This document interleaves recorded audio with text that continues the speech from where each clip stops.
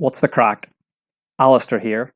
Happy New Year, and to celebrate the start of 2020, and indeed a new decade, we're going to look at the Oxford English Dictionary's Word of the Year for every year of the past decade, from 2010 to 2019. 2010's entry was Big Society. David Cameron, soon to be the UK Prime Minister at the time, coined the phrase during his election campaign to mean liberation, that would take power away from politicians and give it to the people. He said, "The biggest, most dramatic redistribution of power to date from elites in Whitehall to the man and woman on the street." Apparently, the confusion over what it actually meant was seen as an advantage in being chosen as the word of the year. Personally, so long as we weren't listening to the Vuvuzela, which was on the shortlist, I'm happy. In 2011, Squeezed Middle took first prize. Another political winner here, referring to the situation where increases in wages fail to keep up with inflation in consumer goods and the housing market for middle income earners, leading to a relative decline in real wages. This term won both in the UK and the US. Next up, 2012 and Omnishambles. My favourite thus far, and defined by Oxford as a situation that has been comprehensively mismanaged, characterised by a string of blunders and miscalculations. For example, everything about Brexit is an omnishambles. What do you think? 2013's word of the year was something a bit more light-hearted. Selfie. A photograph you take of yourself, usually with a smartphone and often posted on social media. According to Oxford research, the use of selfie that year increased by a whopping 17,000%. Vape won in 2014. To use an electronic or an e-cigarette. There is much debate over the health benefits and risks of vaping, and for lots in the medical sector, there is no definitive conclusion as there are many variables to consider.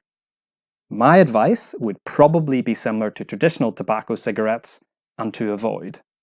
What's your opinion? For the first time ever in 2015, the word of the year is in fact an emoji. This one. Face with tears of joy, perhaps you call it. The mobile technology business SwiftKey found that this emoji made up 20% of all the emojis used in the UK in 2015. Next, we have 2016 and post-truth. And back to politics. The term came to prominence after the Brexit referendum and US presidential election campaign. It is defined as an adjective relating to circumstances in which objective facts are less influential in shaping public opinion than emotional appeals. Personally, in these situations, I go much further and state that both of these campaigns were based on lies, misrepresentation, and manipulation. Anyone want to go down that rabbit hole? 2017 and Youthquake. An important political or social change that is started by young people.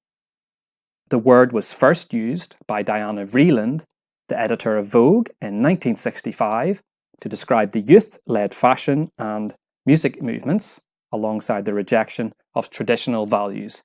She said, "More dreamers, more doers, here, now, Youthquake 1965. 2018's winner was toxic, poisonous. Toxic is a word or expression that is judged to reflect the ethos, mood, or preoccupations of that passing year and have lasting potential as a term of cultural significance. It became a descriptor for the year's most talked about topics. Toxic culture, toxic relationships, toxic masculinity, toxic environment, toxic waste, you get it. And most recently in 2019, climate emergency.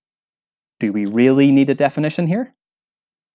Which is your favourite winner? Your word of the decade? Comment below.